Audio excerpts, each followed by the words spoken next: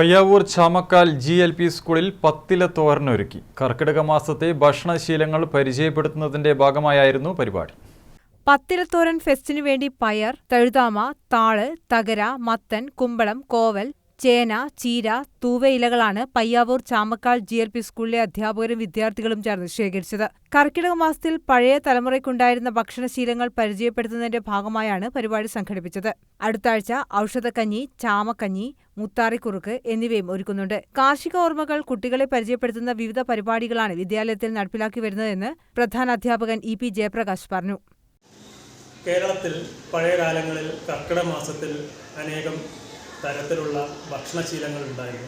അതിൽ പ്രധാനപ്പെട്ട ഒന്നാണ് പത്തില തോരൻ എന്ന ഇനം. അത് ഒരുപാട് ഔഷധ പ്രാധാന്യമുള്ളത് കൂടിയാണ്. അതോടൊപ്പം തന്നെ അതിൻ്റെ അക്കാദമിക സാധ്യതകൾ കൂടി വിദ്യാലയത്തിൽ പ്രയോജനപ്പെടുത്തിയാണ് കുട്ടികൾക്ക് ഭക്ഷ്യയോഗ്യമായ ഇലകൾ പരിചയപ്പെടുത്തുന്നതിനും അത് ഭക്ഷണത്തിൽ ചേർക്കുന്നതിനും വേണ്ടിയാണ് ഇത്തരമൊരു പരിപാടി സംഘടിപ്പിച്ചത്.